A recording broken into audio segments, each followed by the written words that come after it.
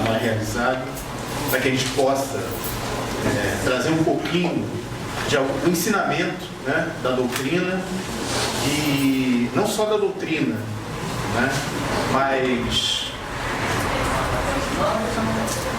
determinados contextos do mundo onde a gente possa aplicar na doutrina espírita. E a casa, né, eu fico assim feliz quando vejo a casa cheia, né, quantas pessoas aqui vieram, mesmo sendo fim de feriado, mesmo tendo às vezes outros afazeres, a gente está aqui na casa espírita, né, nessa escola da vida. E poucas vezes a gente coloca a casa espírita na condição de escola. E é interessante, até uma reflexão para nós. Quando o nosso filho diz assim: eu não vou mais à escola. Eu não vou à escola porque eu não gosto de matemática. E ele está no ensino médio, por exemplo. O que nós falamos? Não, você vai. Você vai para a escola. Ah, eu não gosto de física, não gosto de química, não gosto de biologia. Mas a gente fala: não interessa, você vai para a escola.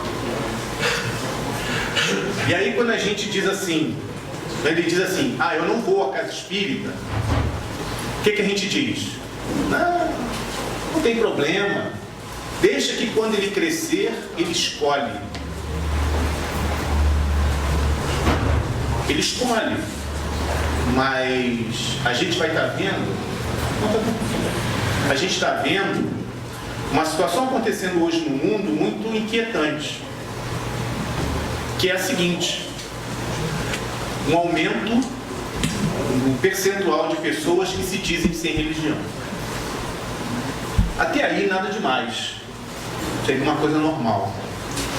Mas o que alarma é que esse percentual era de pessoas com mais de 50 anos. A maior parte das pessoas sem religião eram pessoas com mais de 50 anos. E hoje nós vemos jovens e crianças que se dizem sem religião. Por quê? Porque muitas vezes nós não sabemos dar as respostas que eles pedem. Então, por exemplo, quando acontece alguma coisa com a criança, né, ela se machuca, a gente sempre alerta, né?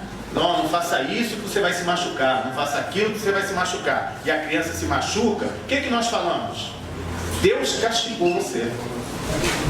E aí a gente fala esse Deus castigou você com aquele sentimento vingativo, né? Tá vendo? Nós ficamos felizes porque aconteceu aquilo com ele. Deus castigou você, que era o Deus que nós imaginávamos de Moisés, né? No tempo de Moisés era aquele Deus vingativo, era o Deus que me dava vitória numa batalha se eu desse uma oferenda maior que o meu inimigo. Só que Jesus veio trazer um outro Deus, que é um Deus de amor. E aí quando nós falamos para o nosso filho assim: filho, você estudou na escola a terceira lei de Newton, que diz que a toda ação corresponde a uma reação. É o Deus de amor. Ou seja, eu estou recebendo aquilo que eu plantei. Causa e efeito. O Espiritismo ele pode responder a esses questionamentos? Claro que pode. Mas precisamos estudar. Nós precisamos estudar. Estudar o quê? O Evangelho? Caimar Schutel, ele tinha assim, uma grande dúvida, que era porque o espírita era aquele que se dedicava ao trabalho, ao estudo. Ele se empenhava, ele participava dos estudos, mas na hora de trabalhar era difícil arrumar pessoas, companheiros que trabalhassem. E ele ficava sempre com essa dúvida, e desencarna com essa dúvida, né? Por que o Espiritismo era tanto estudado e tão pouco praticado? E aí ele pergunta isso para os mentores dele, os orientadores espirituais, eles falam assim: olha, vamos fazer o seguinte, vamos permitir que você retorne 600 anos e trace um perfil psicológico dos espíritas de hoje. E ele faz isso, retorna 600 anos e vai estudar o perfil psicológico dos quem eram os espíritas há 600 anos atrás. O que ele descobre? Nós éramos padres e freiras. E o que isso quer dizer? Que nós sabemos o Evangelho de cor. Nós já estudamos isso há muitos anos. Então, as coisas que nós aprendemos com o Espiritismo acabam sendo naturais porque nós já temos um embasamento. Então, precisamos estudar o quê? Quem é o nosso maior adversário? O nosso maior adversário são os cristãos, os evangélicos, os católicos? Não. Porque eles são, bem ou mal, cristãos. Eles estudam o mesmo que nós. Podem ter divergências em alguns pontos, mas eles estudam a mesma coisa. E aí nós vemos Kardec perguntar aos espíritos de que maneira o espiritismo pode contribuir para o progresso. E aí a resposta dos espíritos. Eu só vou ler a primeira frase. Destruindo o materialismo. Então, o materialismo é o nosso maior inimigo. Infelizmente, nós nos dizemos cristãos, mas as nossas atitudes muitas vezes são materialistas. Nossas ações são pautadas no materialismo. Nós pensamos muito em custo-benefício. O que eu vou ganhar se fizer determinada coisa? Se eu fizer caridade, eu vou para o nosso lar. Né? Se eu oferecer a sopa ali para o... Eu não gosto de pobre, eu odeio pobre. Mas se eu der a sopa, eu vou para o nosso lar. Não é assim? Infelizmente é assim. Então, devido às nossas ações como materialistas, nós elegemos políticos materialistas, nós desenvolvemos corporações materialistas, governos materialistas. E isso é muito perigoso. Isso requer de nós muita atenção. Porque qual é o grande risco de termos uma sociedade materialista? Nos Estados Unidos, uma montadora construiu um veículo. Esse veículo ele apresentava o seguinte problema: se houvesse uma colisão frontal, o motor explodia. Isso podia causar a morte dos ocupantes do veículo. Então eles descobriram o seguinte: que colocando uma chapa de $10 mais a montagem, esse problema não ocorreria mais. Mas aí o que acontece? Esse modelo de veículo foram vendidas 38 milhões de unidades. Então vou fazer as contas. Qual o custo do recall desse veículo? Aí chegaram com a seguinte proposta para o diretor da empresa: olha só, se nós formos fazer recall de todos os carros, a empresa vai falir, e nós não temos dinheiro para isso. Então vamos fazer o seguinte: vamos pagar as indenizações em caso de morte. Porque assim nós preservamos a empresa, preservamos o salário dos funcionários, e aí, por exemplo, cada pessoa que morrer recebe lá um valor.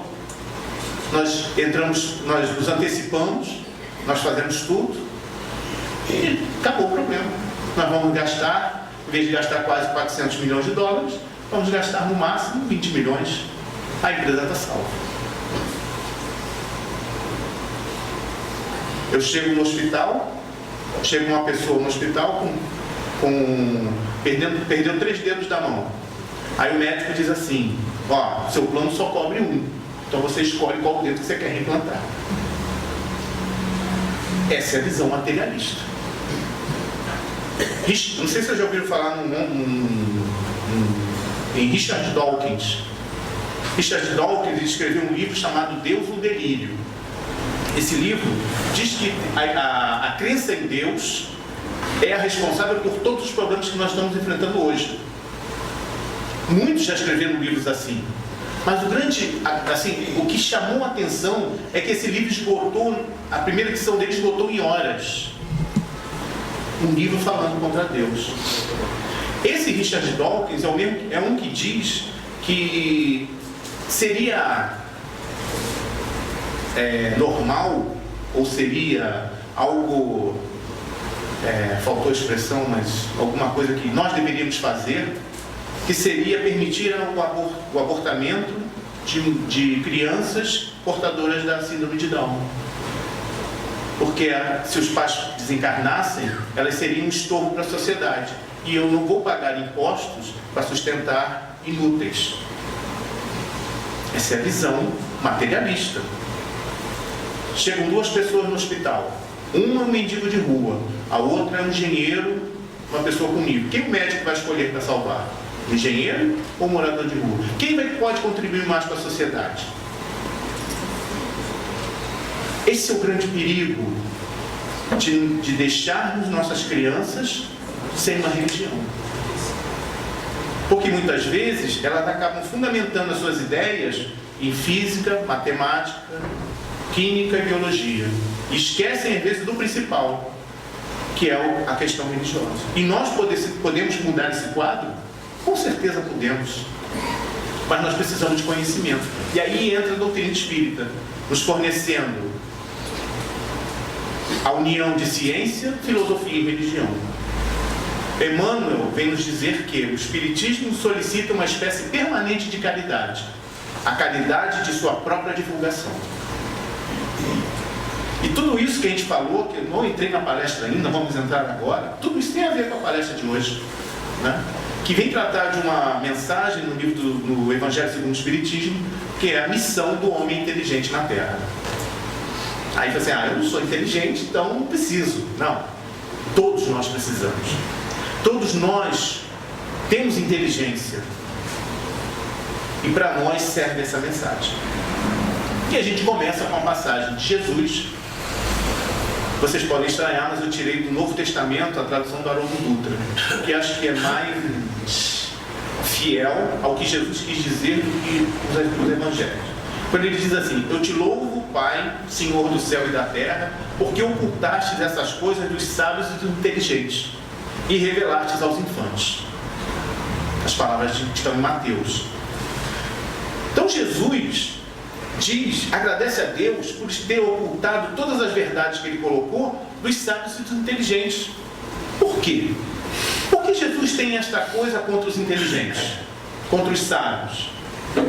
Ele usou a mesma filosofia quando falou dos ricos. Quando ele diz: é mais fácil um camelo passar por um buraco de uma agulha do que um rico entrar no reino dos céus.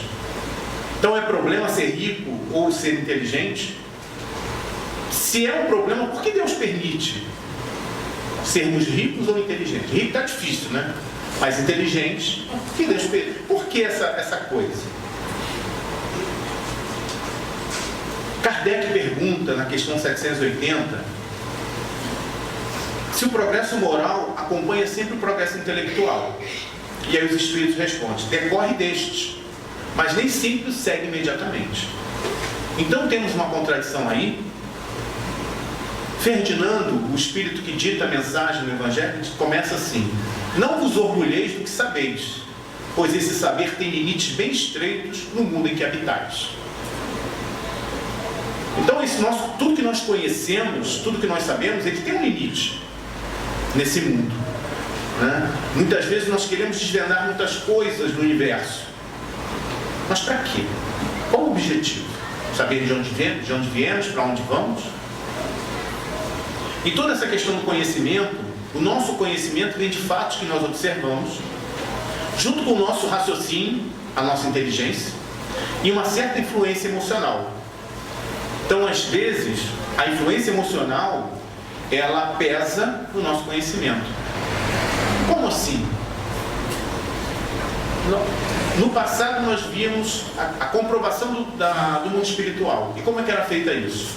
O espírito se materializava, colocava sua mão num balde de parafina derretida, a parafina endurecia, ele se desmaterializava. Quando cortava a parafina, a mão estava ali perfeita, o molde da mão. Porque se a parafina endurecer e eu tentar tirar a mão, essa parte da mão é mais larga, então ela destrói o molde.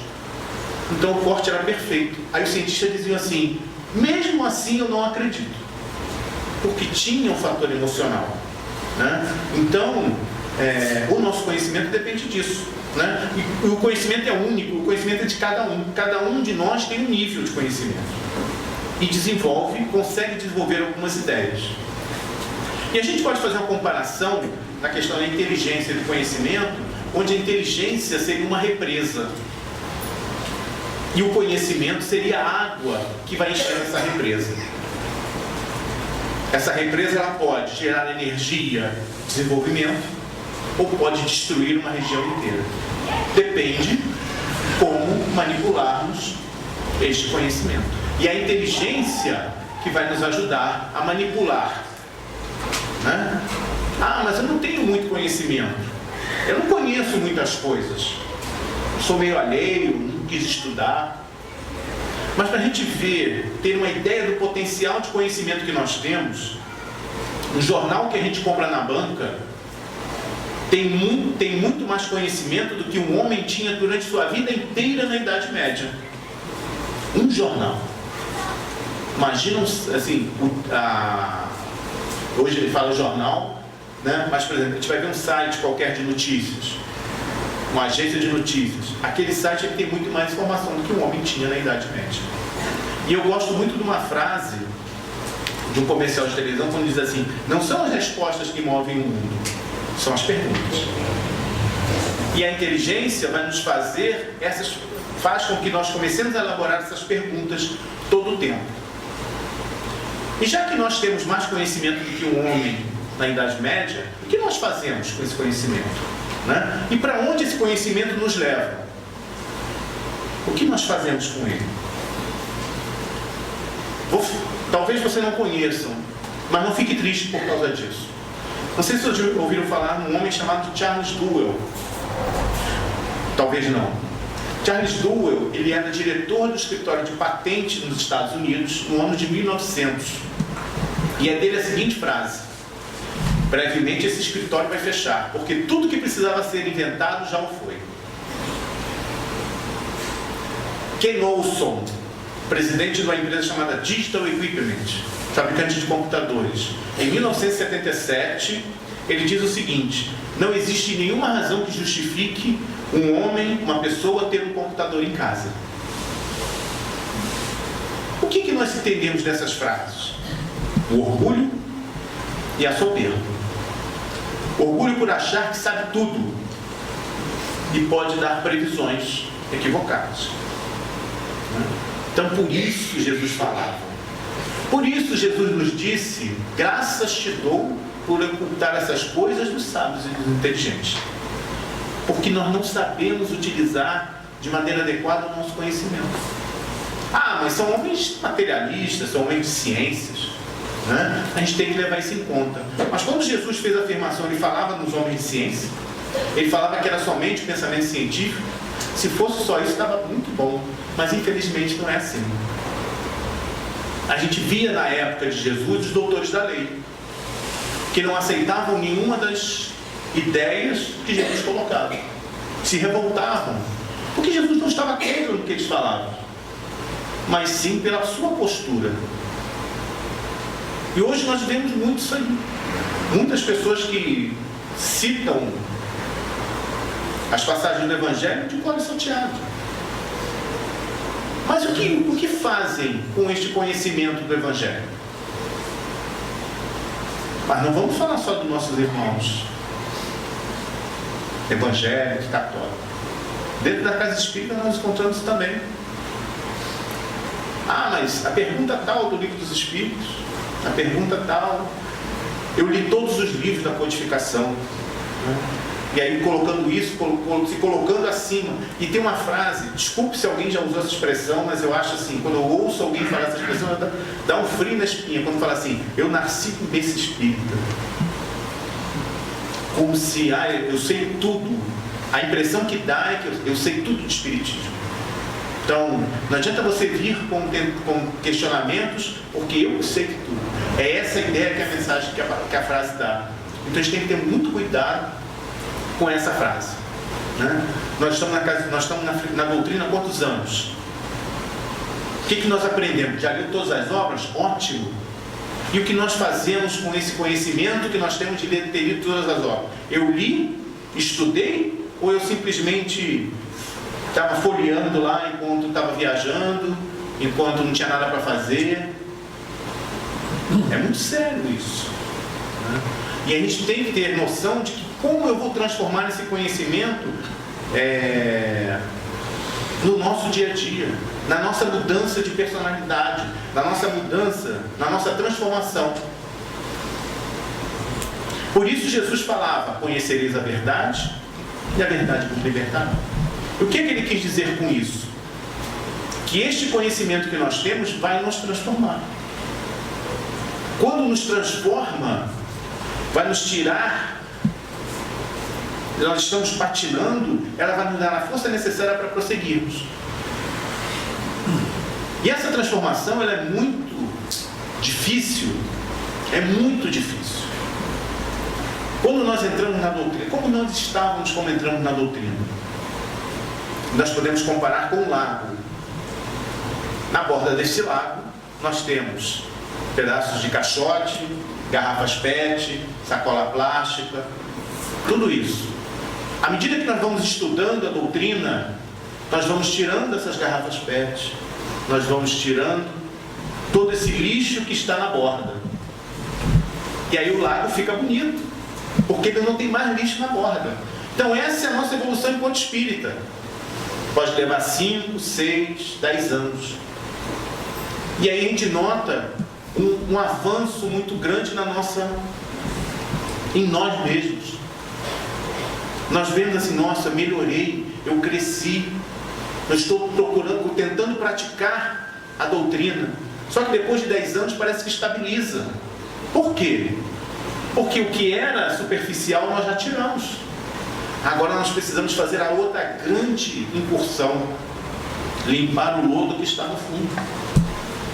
E isso dói, isso incomoda, que é a verdadeira reforma íntima, que nós adiamos por ser dolorosa, que nós adiamos por ser incômoda, mas precisamos fazer, né? E é isso, por isso que Jesus falava. Então, cada vez mais que quando nós nos dedicamos a estudar o Evangelho, quando nós nos dedicamos a estudar a codificação, esse processo vai ter uma hora que não tem mais como não fazer. Eu preciso fazer. Então nós falamos da soberba, né? Do orgulho. Vamos encontrar Sócrates. Sócrates todo mundo conhece, né? Todo mundo já ouviu falar. Sócrates, um dos maiores filósofos, um dos maiores pensadores que estiveram sobre esse planeta, que vem com a seguinte frase: só sei que nada sei. Quando a gente lê a introdução do Evangelho, a parte que se dedica ao estudo das ideias de Sócrates e Platão, se não tivesse título, nós diríamos que era um espírita que estava escrevendo aquilo ali, né? Só para ter uma ideia do pensamento, como era correto Sócrates, inclusive na sua morte. E ele vem com esta frase: tudo que eu sei não é nada, ainda tem muito mais para aprender. A gente vai ver Einstein quando diz que quanto mais ele conhece a mecânica do universo, mais ele admira aquele que a criou. Porque ele entende que houve uma criação, que alguém criou isso tudo. Nada foi por acaso. E é dele também a frase: Deus não joga dados, né? E vem de Valdo falando que é bom viver, pois cada dia de vida me dá a oportunidade de melhorar um pouco mais. Então é isso que nós devemos fazer com o nosso conhecimento, né? Procurar colocar este conhecimento em prol do próximo. Procurar aprender e ter a noção de que não sabemos tudo. Kardec vai dizer no Evangelho que Deus nos deu o desejo incessante do melhor, desde os primórdios do homem, e impulsiona-nos à procura dos meios de melhorar nossa posição. Então Ele quer que nós usemos essa inteligência para o nosso crescimento, para o nosso progresso. Que progresso? Material? Também. Espiritual? Se for espiritual, melhor ainda. Mas nós precisamos usar essa inteligência, esse conhecimento para alguma coisa a mais. E é interessante que o Espiritismo ele vem explicar uma série de razões com relação à intelectualidade. Vamos notar pessoas mais inteligentes que as outras? Com certeza. Mas é injustiça? não é injustiça. Né? Por que uns têm mais habilidade do que outros? Eu gosto de matemática, né? Gosto dessa área, gosto de física, né? Tem gente que gosta de biologia, tem gente que gosta de física, de estudar idiomas. Por que nós temos habilidades? E Emmanuel vai nos explicar no livro Consolador que todo o nosso conhecimento é patrimônio íntimo que a alma registra nas suas experiências, né? No aprendizado, nas lutas da vida, e guardará sempre uma lembrança nos trabalhos purificadores. Então, tudo que nós conhecemos, por que nós temos facilidade em determinada área? Porque nós já vivenciamos aquela experiência no passado.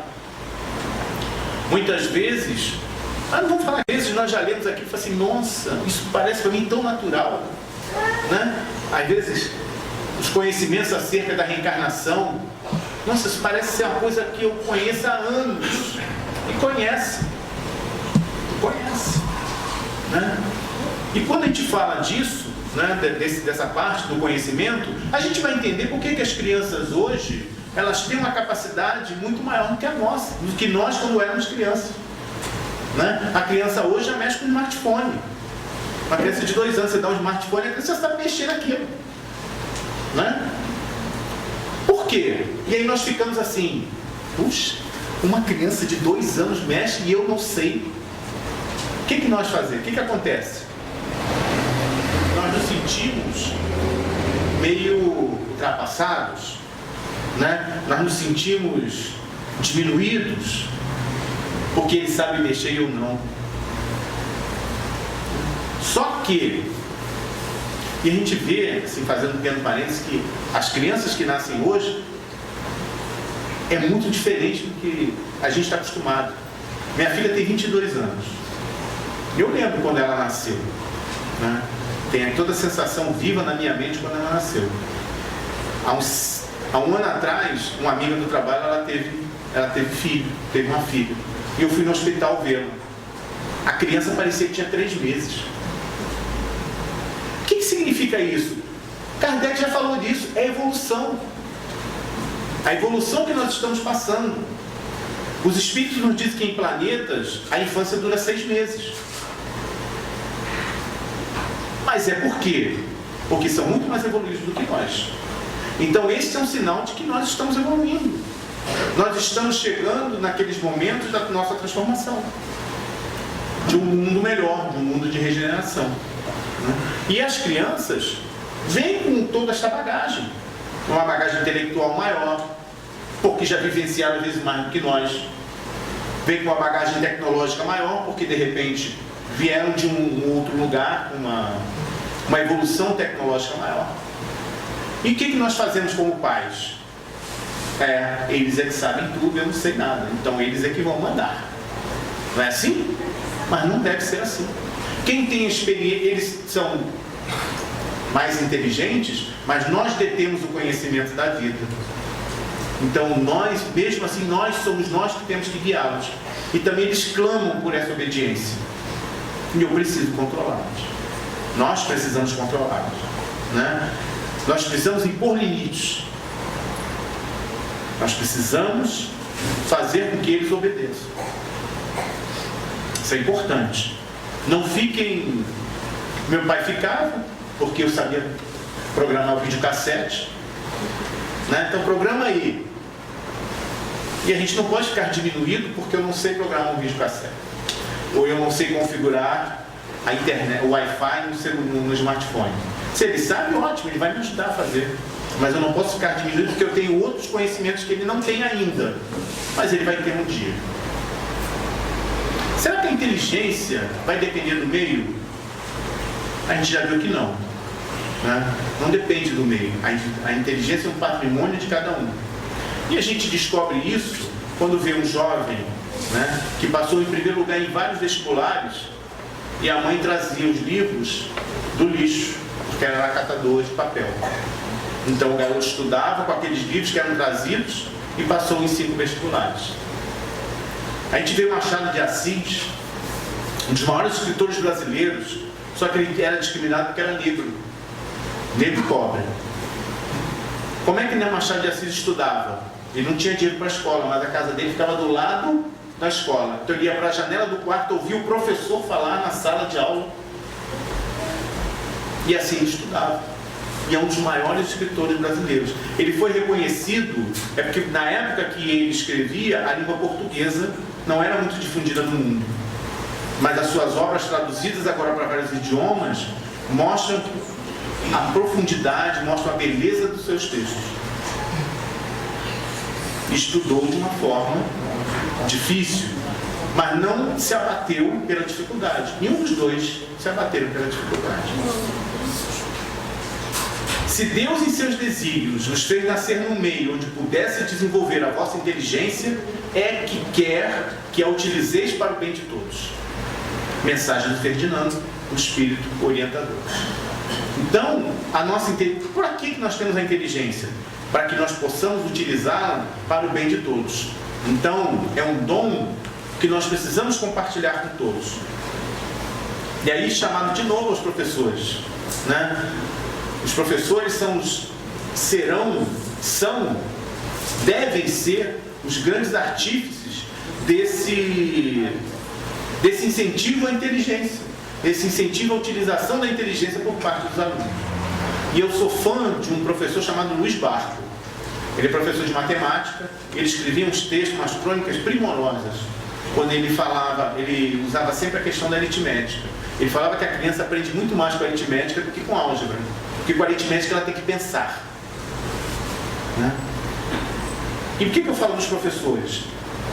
Cabe a eles esse incentivo aos alunos, para que eles comecem a não ficar com uma coisa mecânica, mas sim desenvolver-se cada vez mais.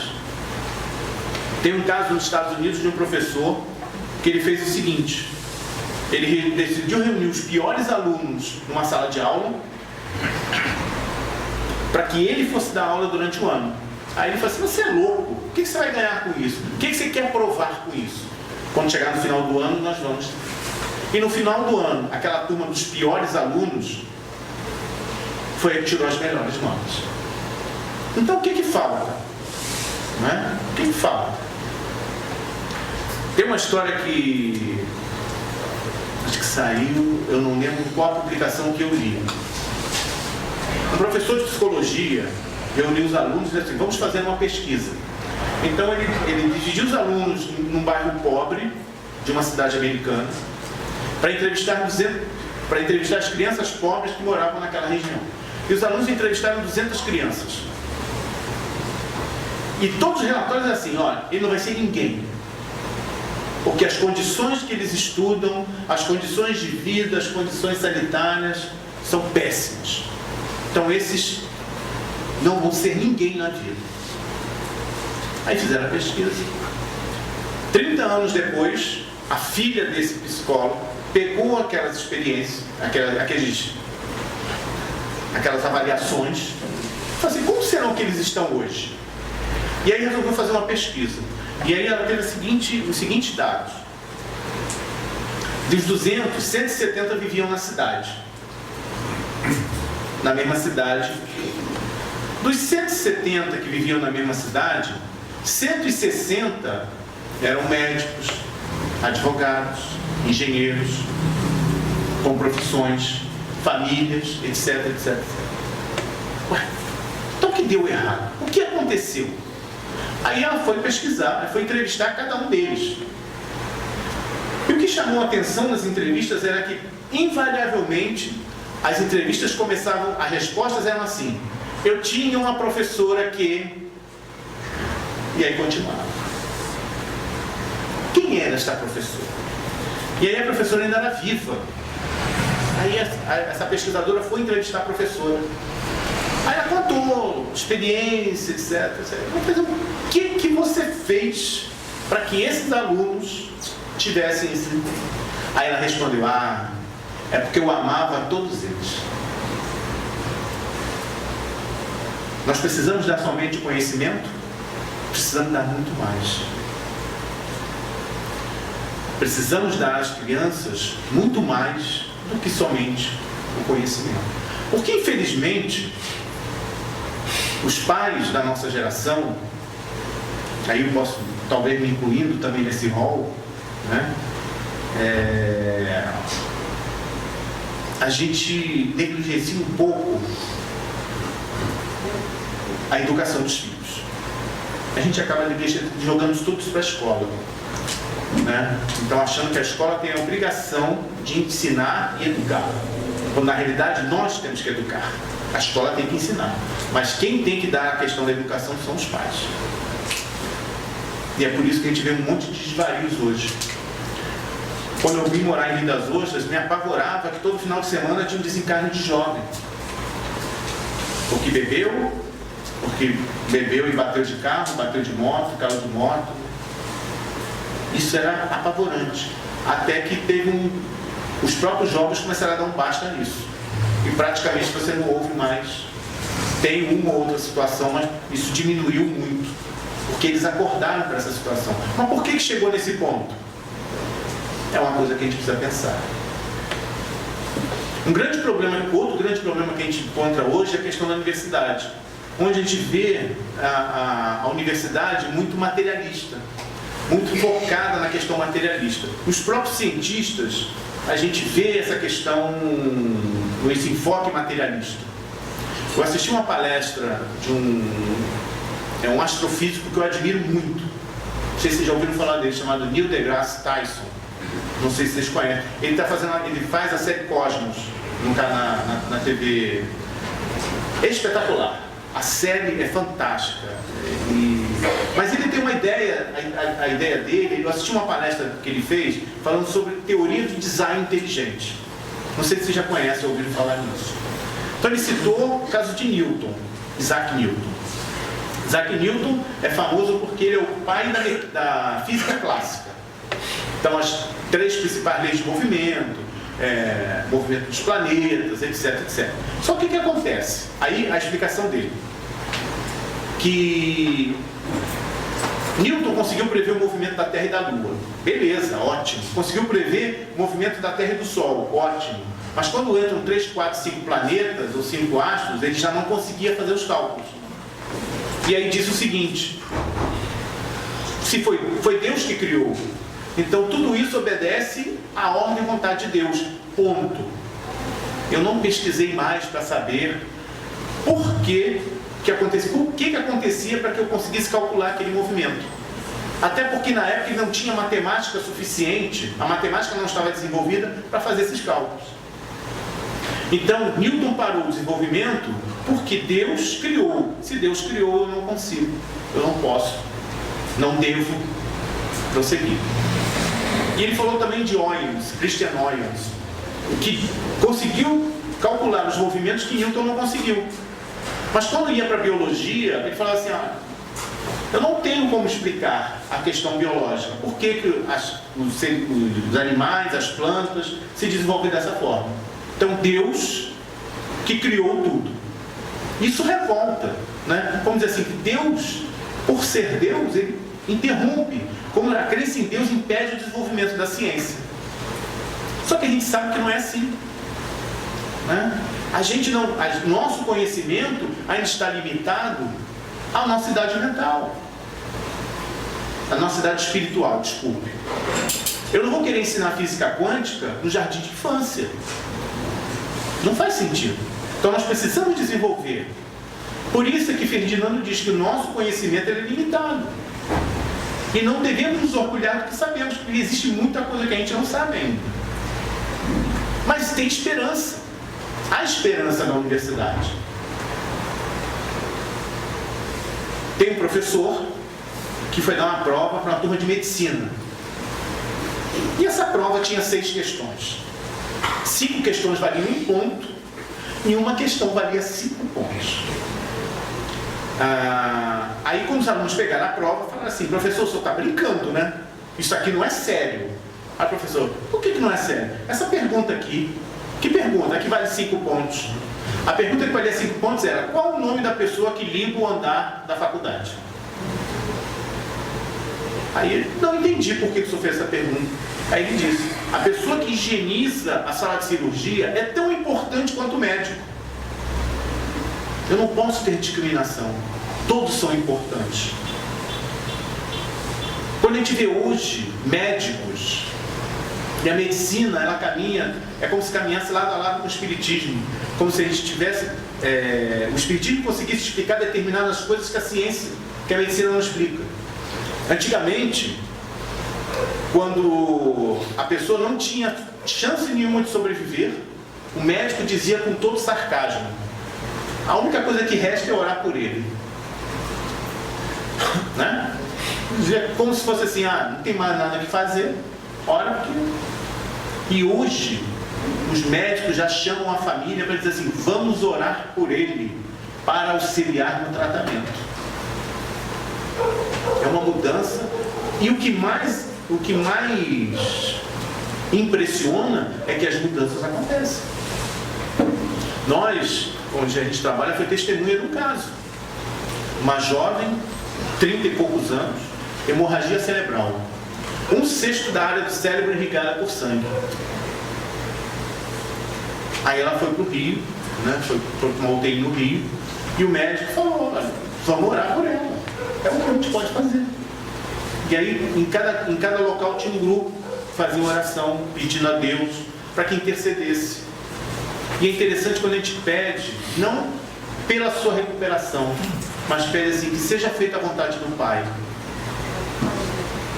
É muito diferente. Eu deixo de ser egoísta, entrego dizendo assim: aceito o que o Senhor designar para nós. E os médicos não acreditaram que 1 mês depois da hemorragia, aquela jovem já estava andando, falando, com alguns lapsos de memória, mas já tinha atividades praticamente normais. E os médicos dizem: eu não sei o que aconteceu, mas nós sabemos. Já ouvimos falar em efeito placebo? O que é o efeito placebo? Tenho 100 pessoas que estão com uma determinada doença. Para testar um medicamento, eu pego, dou 50, para 50 delas eu dou o medicamento, e para 50 eu dou uma pílula com farinha, para ver a potencialidade, para ver a reação com relação ao medicamento. O que apavora os cientistas é que 20% das pessoas que recebem o placebo se curam. Como explicar isso? A ciência. Impossível.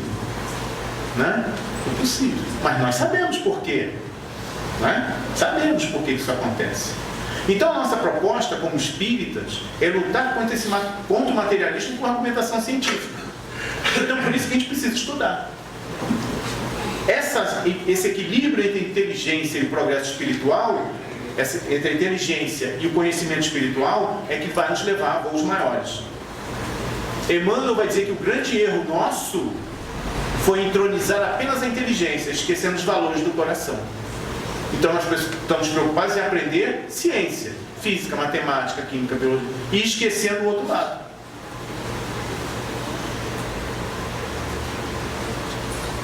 Kardec vai dizer no Livro dos Espíritos que o espírito progride numa marcha ascendente, mas o progresso não ocorre em todos os sentidos. Durante um período da sua existência, ele se adianta na ciência, durante outro na moralidade. Então, num determinado momento, nós já estamos chegando num ponto de uma evolução científica, tecnológica muito grande. Agora, o que está acontecendo com a gente? O que está acontecendo com o planeta? Essa transformação moral. Nós já começamos a ver o progresso moral, mas com tudo que a gente vê na televisão, né? Com o noticiário, com todas as situações que a gente vê, está acontecendo. Quando a gente vê empresas de grande porte colocando um selo que não agride a natureza, por que ela coloca esse selo? Para vender mais, com certeza. Mas ela já viu que esse selo ajuda na venda. Por quê? Porque as pessoas estão interessadas em empresas que não poluem o meio ambiente, que cuidem de reflorestamento. É marketing? Pode ser, mas já é uma evolução.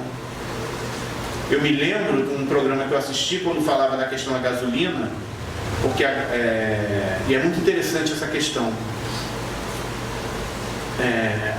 O motor não funcionava adequadamente. Então descobriram, colocando uma substância chamada chumbo tetraetila na gasolina, o motor Se equilibrava. Só que esse chumbo, se você inalasse por muito tempo, causava loucura.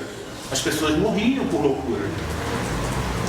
E aí, quando foi a julgamento, né, foi um ambientalista provando que acontecia isso e disse assim: este homem está querendo impedir o progresso da América. E aí os juízes deram favor ao empresário. Então a gasolina foi vendida com chumbo, mesmo sabendo que aquilo era prejudicial ao meio ambiente, prejudicial às pessoas. Só que hoje nós não temos mais o chumbo na gasolina. A tecnologia evoluiu, de modo que foi retirado esse produto que era um produto poluente. E nós estamos vendo as empresas interessadas em combustíveis que não afetem o meio ambiente. Isso é evolução. É muito pouco. Mas a natureza não dá salto. Então, e Kardec, quando pergunta, como é que pode o progresso intelectual gerar progresso moral? Quando nós começamos a compreender o que é o bem e o que é o mal, então nós temos direito de escolha. Quando nós entendemos o mal que nós fizemos, falei, não, eu não quero mais isso. Agora eu vou caminhar por esse caminho, pelo caminho do bem.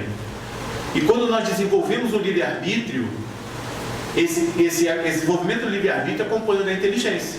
Então, quanto mais inteligentes nós formos, mais apurado vai ser esse nosso livre-arbítrio.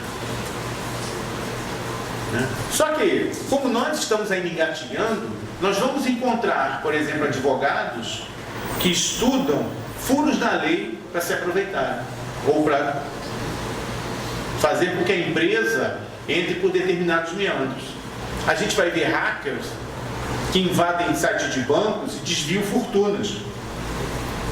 Então, por que hoje muitos usam a inteligência dessa maneira? Se a inteligência é uma... Como dizer assim, a inteligência alavanca o progresso moral. Mas por que muitos hoje ainda usam a sua inteligência nesse sentido? Porque a inteligência é algo novo, né? É algo novo para ele, para esses espíritos. É como um jovem que ganha um carro. Ganha um carro, quer fazer tudo, né? Como diz a expressão, quer esmerilhar. Aí anda fora do limite de velocidade, anda sem cinto, ultrapassa os limites, faz pedra, até acontecer alguma coisa. Aí quando acontece alguma coisa, aí o torna mais responsável. Pode não ser na primeira, mas uma hora vai dizer, não precisava ter feito isso. A gente vê muita casa assim, acidente de moto, né? Quando acontece fratura, não sei o que, puxa, se eu andasse certinho, isso não teria acontecido. E aí, o que você vai fazer agora? Não, agora eu vou andar na linha, vou andar como deve ser. Então a gente ganha alguma coisa e fica assim empolgado com aquilo, mas depois a gente aprende que tem que ser usado com parcimônia. E nós? Aí vamos trazer para o espírita, né? Como é que nós usamos esse conhecimento novo que a gente recebeu? Relativamente novo, né? Será que nós não estamos usando isso em benefício próprio? Então, por exemplo, quando a gente vai tratar de mediunidade, né? Será que eu não estou tirando proveito da minha mediunidade, né, para receber benefícios? Será que eu não estou usando do assistencialismo para receber benefícios? Mas como assim benefícios? Eu não recebo dinheiro pela mediunidade. Não recebe. Mas o benefício não significa bem material. Eu posso dizer o seguinte, o Espírito falou que você precisa fazer isso assim, assim. E eu acredito piamente no que o Espírito disse. Só que às vezes é da minha cabeça. É fácil dizer, aí você para, olha para o céu, você faz assim. Bezerra acabou de me dizer isso assim, assim, assim. Não, agora a partir de semana que vem todo mundo vai vir de branco. Porque o Bezerra de Menezes, Zé Grosso, né? Às vezes Jesus me disse agora que agora nós temos que ir de branco. Aí diz assim, não, o Eduardo recebeu a mensagem de Jesus. Tem que tomar cuidado com isso. Será que nós estamos usando esse nosso conhecimento para isso? Às vezes a pessoa vem aqui, os passistas que trabalham aqui na sala, né? Trabalhando no tratamento aqui. Aí a pessoa tem uma doença.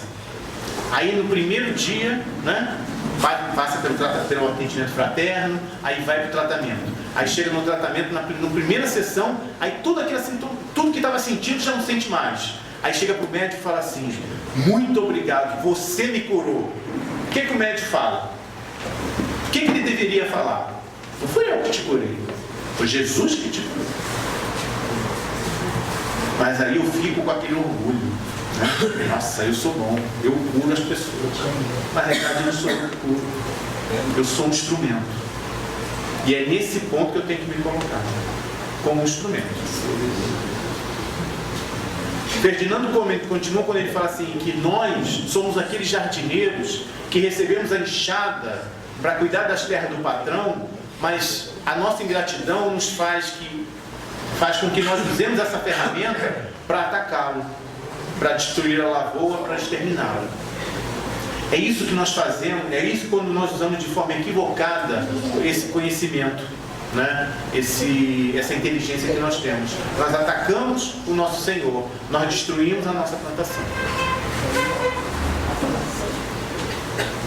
Por que nós só não colocamos a questão do amor? Não, nós temos só tratar do amor. Nós temos que ensinar o bem. Mas não foi isso que o Espírito de Verdade disse para nós. Porque no Evangelho segundo o Espiritismo, no capítulo 6, o Espírito de Verdade diz assim: espíritas, amai-vos. Este é o primeiro mandamento. Instruí-vos, o segundo. Se fosse para somente amarmos, ele teria dito: espíritas, amai-vos. Ponto.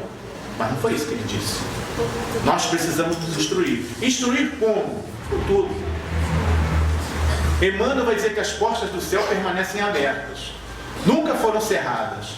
Todavia, para que o homem se eleve até lá, precisa das asas do amor e da sabedoria. Para encerrar, qual a missão do homem inteligente na Terra? Nós falamos de tanta coisa, né? Mas falamos da missão. Deus nos fez nascer num meio em que pudessem desenvolver vossa inteligência para o bem de todos. Se nós utilizássemos dessa inteligência de acordo com o que Deus quer, a tarefa dos espíritos para fazer a humanidade avançar seria muito mais fácil. Infelizmente, muitos a transformam em instrumento de orgulho e perdição para si mesmos. E o mais interessante, e é isso que a gente tem que agradecer à bondade divina, é que se eu utilizar de uma forma equivocada essa inteligência, ela pode ser nos retirada da mesma forma que foi concedida. E ao crescer com entendimento e compreensão, enchemos de admiração e grandeza pela sabedoria divina, como Einstein, né? Como Einstein fez conosco. E para a gente entender esse processo, tem uma historinha do Raul, né? Raul Teixeira.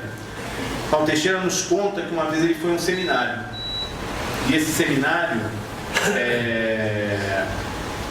foi durante o dia, conversou com os companheiros e aí foi almoçar. No caminho, ele viu uma mulher pegando comida dentro de um latão de lixo. E aquilo dói, machuca seu coração. E ele vai pensativo para o restaurante e não consegue almoçar, só pensando naquela mulher. Aí o seu instrutor, né, seu mentor, chega e fala assim: qual o problema? Aí ele fala assim: aquela mulher não sai da minha cabeça, eu devia ter voltado lá e ajudado ela. E aí o Camilo diz assim: não adiantaria, ela iria recusar. Por que ela ia recusar?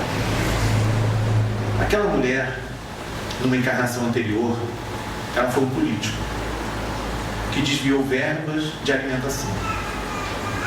E hoje passa por essa situação.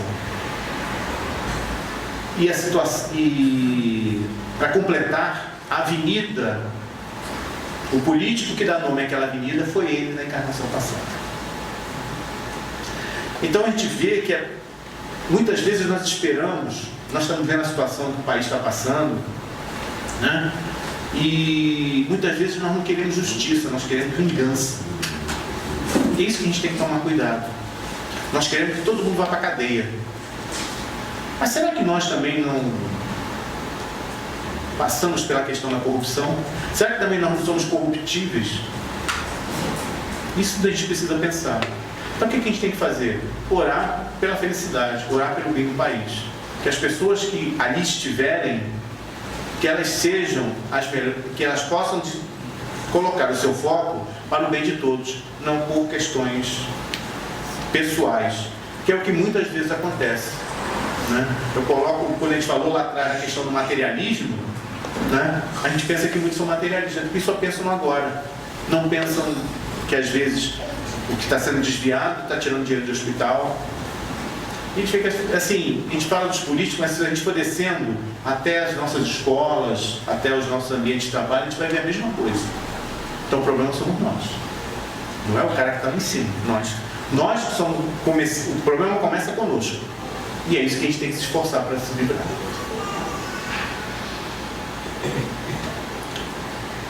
Muitas vezes a gente, quando conversa a respeito, por exemplo, das obras da Joana de Ângeles, né? A gente lê as obras da Joana, aí muitos dizem assim, ah não leio. Por que você não lê? Porque são muito complicadas, são muito difíceis. E aí, ouvindo isso, de volta foi perguntar para a Joana, por que a senhora escreve assim? As pessoas acham difícil. E ela responde, porque o Espiritismo é, acima de tudo, uma doutrina de cultura. E nós não devemos adotar gíria ou uma linguagem vulgar para facilitar a conversação. Quando o homem era primitivo, ele grunhia. A tendência para a civilização deu-lhes o vocabulário e a construção de frases. Então, mede-se o nível de evolução do indivíduo pela forma que ele tem de se expressar. Não apenas pela forma, mas pelo conteúdo. E ela continua dizendo que a espiritualidade se usa do nosso conhecimento para escrever as obras. Então ela usa o que nós temos na mente para poder fazer o trabalho que é necessário. E a gente vê muito isso em reunião mediúnica, né? Às vezes é um espírito que ele era um general no Império Romano. Como é que eu vou lidar com ele? Eu tenho que conhecer a história daquele período. Ah, eu era um espírito que vivia em determinada circunstância. Eu preciso conhecer aquela história. Veio um espírito que era muçulmano. E aí, como é que eu trato ele? Seja bem-vindo em nome de Jesus. A gente tem que saber como lidar. Então a gente precisa do conhecimento. A gente precisa estudar para poder conhecer, ampliar o nosso horizonte para que os espíritos consigam usar a nossa capacidade em melhor proveito. Existia um químico alemão que ele não dormia pensando no seguinte: existe uma substância chamada benzeno. Só que eles não conseguiam fazer a fórmula química, escrever a estrutura do benzeno. E ele ficava intrigado com aquilo. Aí ele estudava cada vez mais, estudava, e não conseguia chegar nessa fórmula. Num dia, no sonho, ele viu a imagem de uma cobra mordendo o próprio rabo. Aí ele acordou com aquilo e falou assim, nossa, que sonho esquisito, uma cobra mordendo o próprio rabo. Aí ele falou, peraí. Aí ele usou o sonho, com a inteligência que ele tinha, e descobriu que o benzeno ele não é uma cadeia reta, ele fecha em si mesmo, que é o famoso anel de benzeno. Eu iria descobrir isso? Nunca. Não gosto de química, né? Não gosto de química, né? Mas por que ele não queria associar uma cobra mordendo o próprio rabo com o anel de benzeno? Mas ele tinha aquele conhecimento. Então por isso que nós precisamos estudar, que às vezes nós recebemos flashes, o que ele quis dizer com aquilo? O que eu vi aquilo no sonho? Mas aquilo vai ter uma finalidade para nós. Por isso o conhecimento é importante. Já estamos na hora para a gente encerrar, só para mostrar assim, a questão, como a inteligência pode nos ajudar de alguma forma, né? Mesmo que seja nas situações mais difíceis. Um homem escreve a seguinte carta ao filho, que estava na cadeia. Meu filho, estou triste porque não vou poder plantar meu jardim conforme eu gostaria. Fico triste porque sua mãe adorava flores. E nessa época do ano ela sempre fazia um plantio. Mas eu estou velho demais para cavar e a terra está muito dura. Ah, se você estivesse aqui, eu não teria esse problema. Com amor, seu pai.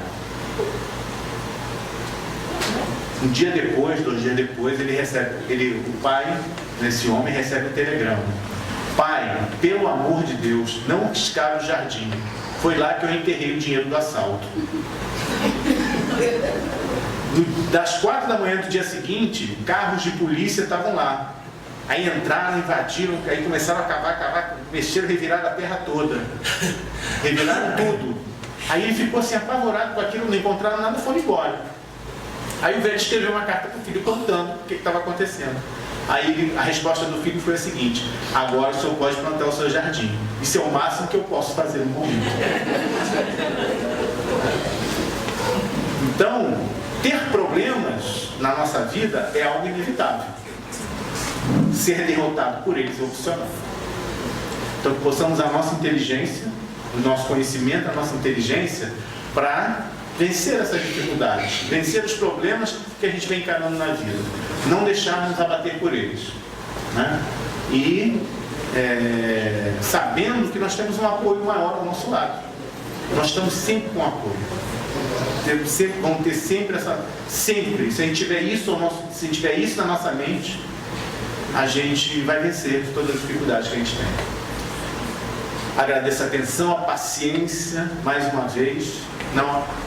Agradecer o convite feito à casa e que Jesus continue abençoando cada um de nós, hoje e sempre. Muita paz.